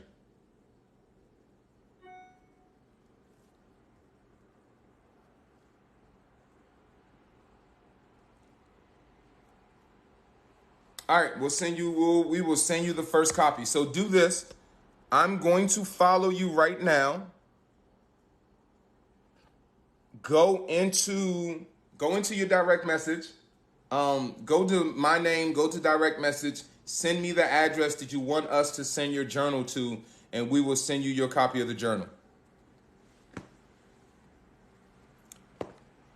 Blue Lady Taco, you are Perthina? All right, cool. I'm going to follow you. Send me a direct message of the address that you want us to send the journal to, and we'll send you a copy of the journal. Imperfection, you're very welcome. And to be honest with you, I'm so glad it was you first, because what you shared was so open and so honest that, yeah, small way that we can bless you. I love it. Blue Lady Taco, right? That's a dope name, ain't it? Yes, I'm really doing this. I'm really gonna purchase you copies of the journal right now. In fact, once you send me your address, I'm going to send it right now. Now I love that name, Blue Lady Taco. That's dope. All right, who else? Who do we got? I see some comments in there. Who else commented? Let me see if it'll show me the comment. Linda McGee. Where you at, Linda McGee? Linda McGee commented, just listened. It gave me great insight. Linda, do you have a copy of the journal?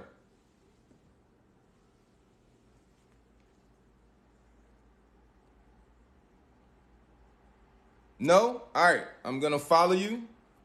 Send me a direct message, send me your address, and we are going to send you a copy of the journal.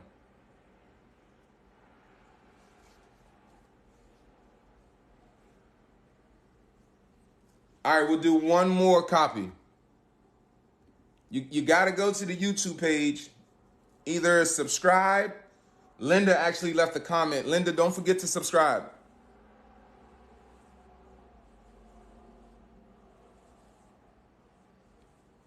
All right, I'm waiting for one more notification. We'll do 4 copies of the journal. But I also got some t-shirts that we're going to be giving away too.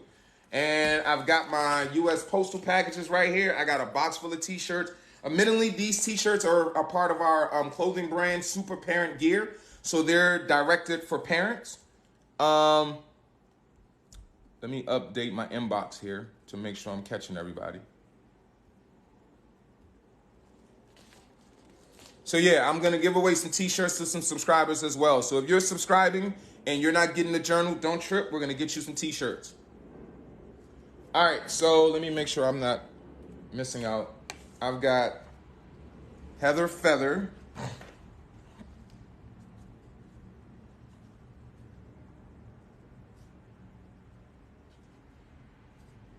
Linda McGee.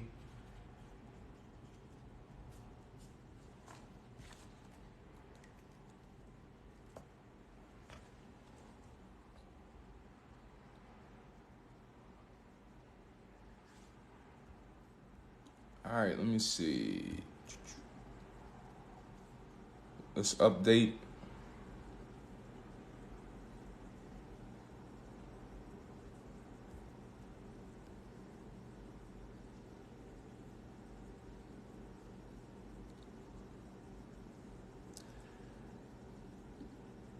I think we've done 3 ladies. Ty Chosen by God. Who's that? Ty Chosen by God. Who is that? Ty Chosen by God. Are you here?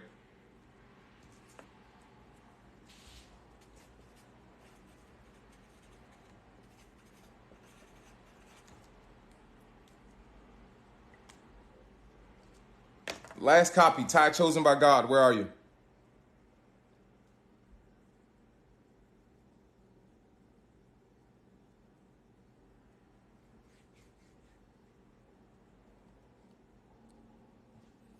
All right, let's upload Ty Chosen by God one more time. And then I'm gonna have to transition to someone else. All right, back to comments.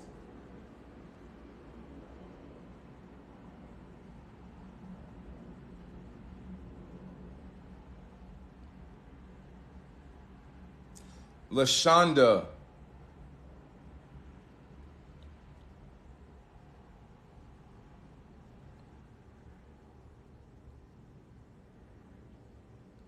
LaShonda Clemens, are you here?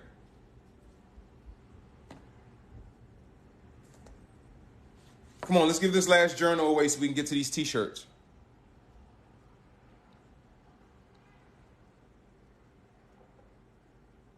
One more person. Come on. Sherelle?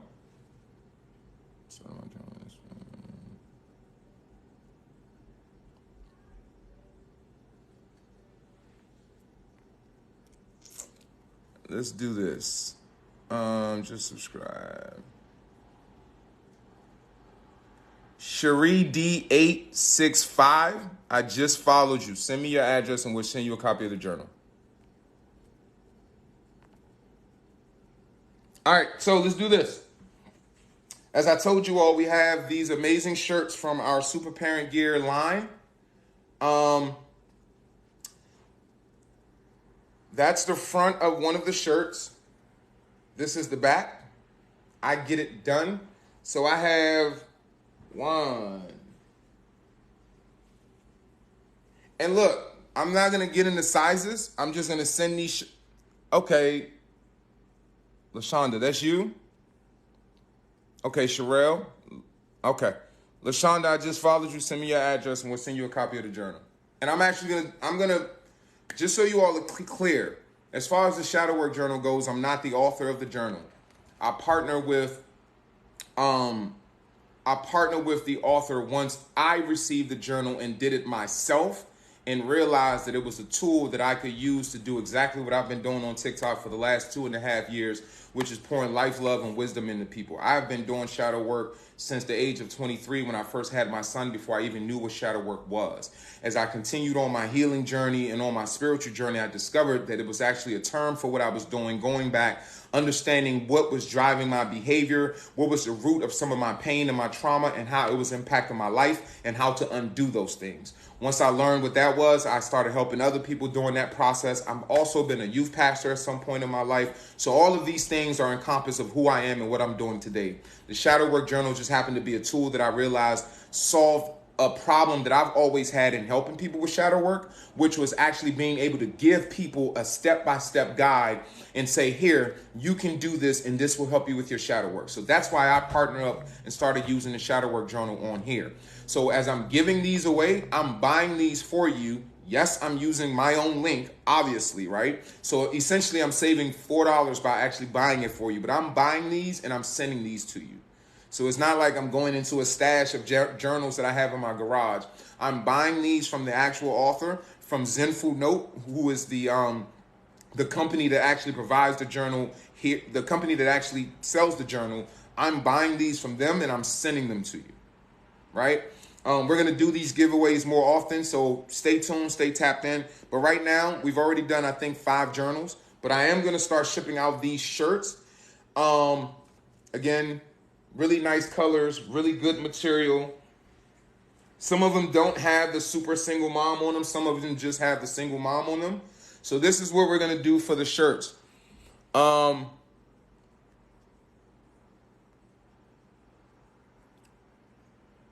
Peaches 29624.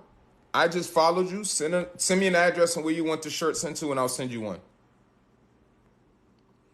Ferry Ford, just followed you. Send me an address where you want a shirt sent to, and we'll send you one. And also, for everybody that I'm sending the journal to, I'm going to send you a shirt also. Kim, you've been here. You've been a part of the team from the beginning. So I just followed you. Send me an address. Kim, your page is private.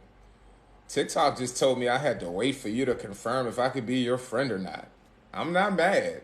I'm not mad at all.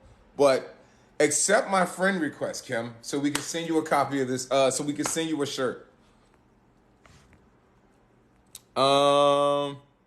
Sarah Boyd, I just followed you. You said you just got your journal yesterday. Send me an address of where you would like the journal sent to, and we'll send you a copy. I'm going to do 5 more people before I get out of here. So right now we're sending shirts. We've already got 5 people that we're giving the journal to. And right now I'm just picking people to send our back stock of Super Parent Gear to. Oh, also, if you got a super dad in your life, I have a few of these for dads that I'm also going to be sending out. So if there are some men here in the chat and you want to get one of these super dad shirts, let me know and we'll send it to you. Margot says I'm a dog mom. Hey, Margot, if you're a dog mom, you can still rock with the super mom shirt, right? Just because you're a dog mom don't mean you're not super. Oh, Lindsay, you know I gotta hook you up. I already follow you, Lindsay. Send me your address. We'll send you a shirt. Let me do this. Here's where I'm going to end on sending out the shirts. All of my subscribers, if you are a subscriber, I'm about to follow you right now, and I'm definitely sending you a shirt. Libations, TikTok just told me I needed your permission to be your friend. So when you get a moment, please accept my friend request so I can send you one of these super shirts. Thank you. I love the private accounts. All of my subscribers, if you're a subscriber, comment right now so I can follow you back and make sure that we send you a shirt. So I send my send me a direct message. Send me a direct message of the address and we'll send you the shirts. The 5 people that I'm sending, Margot, where you at, Margot? I saw you just subscribed. So Doreen, I just followed you back. Send me an address. Christine, I just followed you back. Send me an address. Margot, just followed you back. Margot, TikTok just told me I needed your permission to be your friend. So when you get a moment, please accept my friend request so we can be friends, so we can send you your shirt. All right, any other subscribers here in the chat? Deshaun, where you at, Deshaun? I saw you just subscribe. Boom. Give me a comment, Deshaun, so I can follow you. Jill R, let's do it. Okay, Deshaun, there you go. All right, I just followed you, Deshaun. Send me an address. We're going to send you a shirt. Who else just subscribed? Dale, right? Dale, go ahead and comment so I can see you, so I can follow you. Hey, just so you all know it's real. Like literally, as soon as I get off the live, I'm going to bag these shirts up, put your addresses on them, and I'm going to the post office tomorrow to get your shirts out to you. Jill, it was Jill. All right, Jill. Listen, as I said, I'm not... Jill, TikTok just told me I need your permission to be your friend. So when you get a moment, accept my friend request so I can send you your shirt. I love private accounts. So as far as everybody that's getting a book, I'm just going to order it straight through TikTok. And then everybody that's getting a shirt, as soon as I get off the... Yeah, Jill, I love the private account. I'm not mad at you.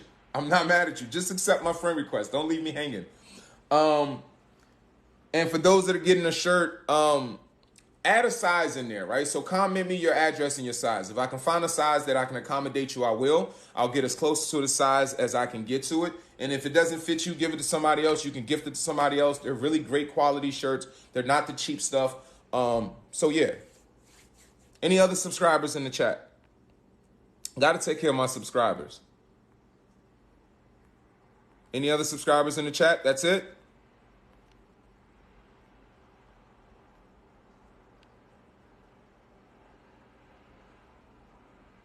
All right, who's that? When will you get books back? Are the books currently out of stock on TikTok? I don't know. Oh, Miss Tony. Gotta take care of you. Oh, Miss Tony, we already follow each other. Just send me an address and a size, Miss Tony, and we're gonna get you taken care of.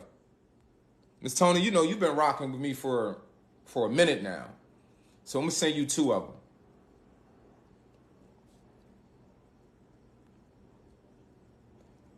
Peaches, I thought I said I followed you and we were going to get you a book. No?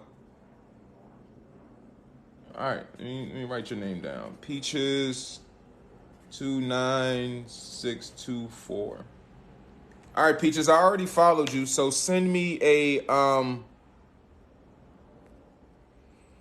size and an address and we'll get you a shirt.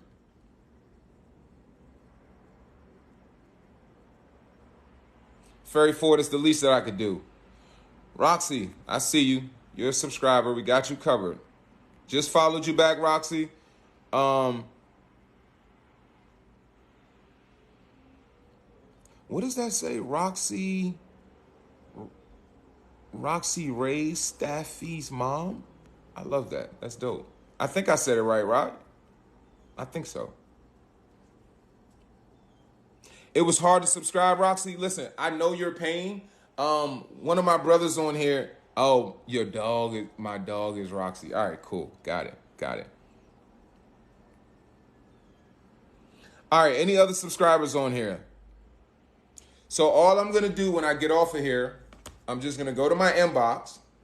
I have the names of everyone that I'm sending the book to. I'm going to purchase your copy of the journal right here on TikTok. I'm going to send you a confirmation. It usually takes like a day or two for me to get the tracking number. When we did this before, all I did when I got the tracking number, I messaged you the tracking number and you were able to track the journal for you to get it. I'll get the notification because I put my email address just so that I can stay on top of it. But once I get a tracking number for your order, I'm going to send you the tracking number so you can actually track the delivery of your journal. For everybody else that's actually getting a shirt, once I get out of here, based on your size, if I can accommodate your size, I will. I'm going to package your shirt, put your address on here, and I'm going to get these shipped out tomorrow. I'm just going to go to the post office, pre-packaged. It doesn't cost too much to get these shipped out to you. So everybody's going to get what you're supposed to get. Fayana, gracious fairy. I love that. All right, beautiful people. Any other subscribers on here? I want to make sure I take care of all the subscribers. Please send me a journal and a shirt, please. I really would love it. So Peaches, 29624, message me the size and the address. We're going to send you a shirt and we're going to send you a journal.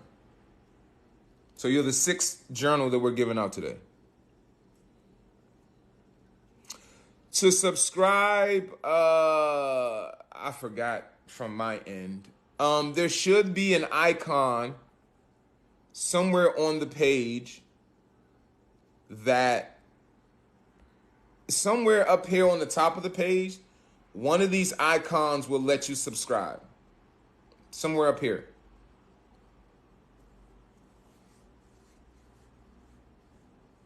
Oh, there you go. Thank you, Roxy.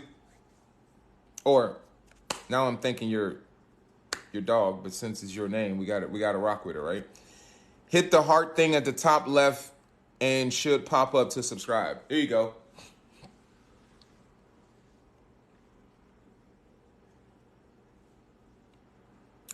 All right, beautiful people. I'm going to get out of here. I've got to order these journals for you all as soon as I get out of here, just to make sure that I get these shirts out expeditiously.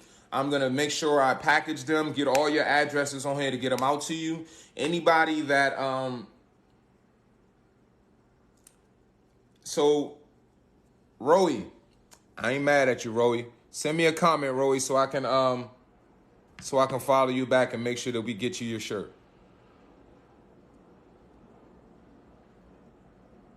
Get right. Come on, get right. I'm not mad at you. I just followed you. Send me an address. We're going to send you your shirt. Roy, got you. Roy, do you have a copy of the journal? Just send me a direct message with the addresses, y'all. Don't put it in the comments or anything. Send me a direct message.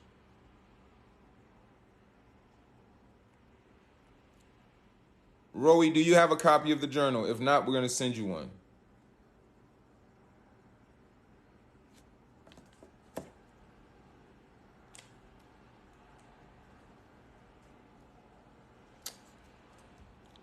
So, Roy, you have the means to order the journal. If you have the means, let me gift it to somebody else. If you have the means, let me gift it to somebody else. If you want to get it, if you want to have it gifted to you, that's fine. I'll gift it to you. You let me know.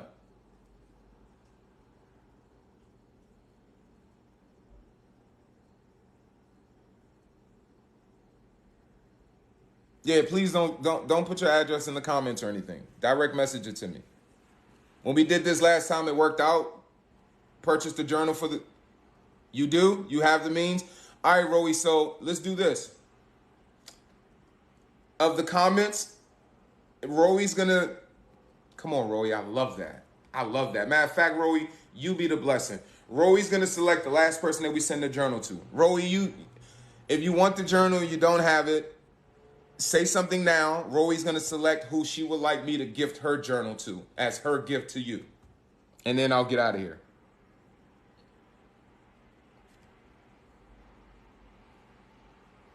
See, Christine, we good, right? Christine, I already got you, right?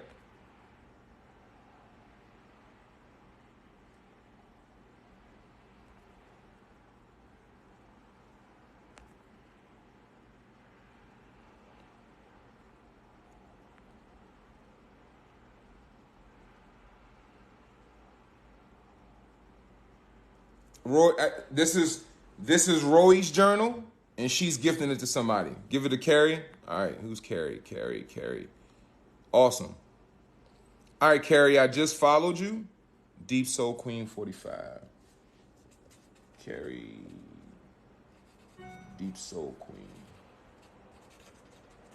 All right, Carrie, I just followed you. Oh, I'm sorry, Carrie. TikTok just told me I needed your permission to be your friend. So when you get a moment, accept my friend request. Direct message me the address you want us to send your journal to, and we'll get you your journal. Listen, I appreciate you all joining on this Sunday. I hope that the conversation was powerful and impactful. We're on this journey together as a support system to one another, but most importantly, don't just listen to these conversations. Don't just listen to this information, get excited, and then go back to living your life how you were prior. Apply this information.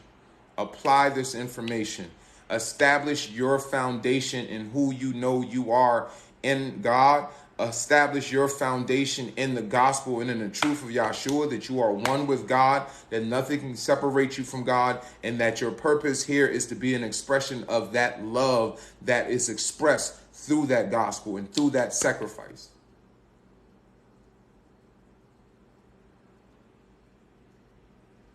So I'm going to leave you all with the three things that I always sign out with. 1, love yourself like no one else can. 2, love yourself like those that let you down should have. Sarah, hold on, Sarah. Are you a new subscriber?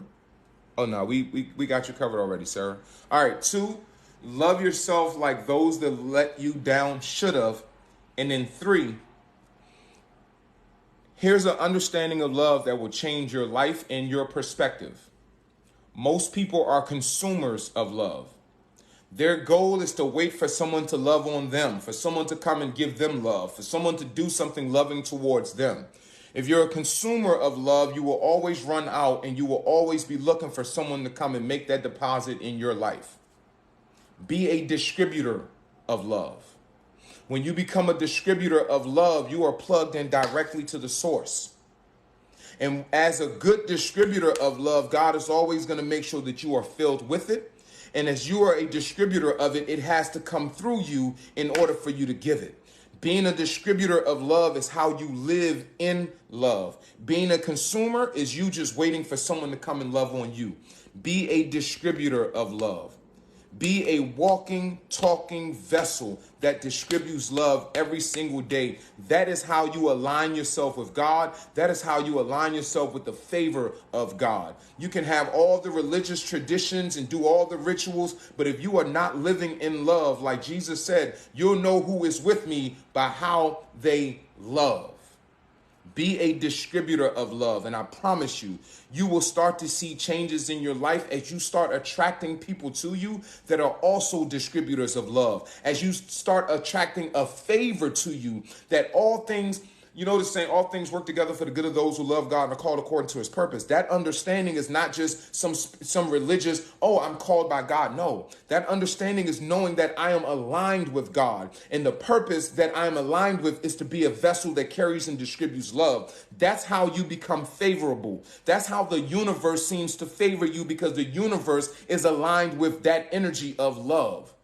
Be the distributor of love and be the change around you. And that's even the people who see themselves as being at odds with you. Whenever someone's at odds with me, and again, let me give you all some more insight. That idea that God fights my battles, the only way that God fights my battle is if I'm operating in love, because as long as I'm aligned with God in love, then I don't have to fight you. The universe is always going to fall in my favor, and all the things that people think that they're doing to hurt me, it always falls on them, because the energy that you send towards me is always going to reverberate back to you, because all I'm going to give you back is love.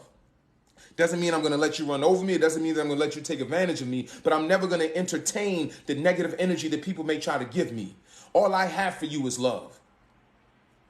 I'm going to move in wisdom. I'm going to move in discernment, but all I'm going to give you back is love. And that's how I align with the favor of the Creator. And that's how I know that I don't have to fight my battles, because I'm aligned with love and I'm aligned with the universal energy. And everything that you try to do to me is always going to fall short, because the universe, God, is always going to take care of me. With that said, love yourself like no one else can. Love yourself like the people that let you down should have. And always be a vessel of love. Live this life as a walking, breathing vessel of love. And that is how you're going to have the favor of God in your life. I love you all. Let me get these journals ordered. Let me get these shirts packaged. And I will see you all next Sunday.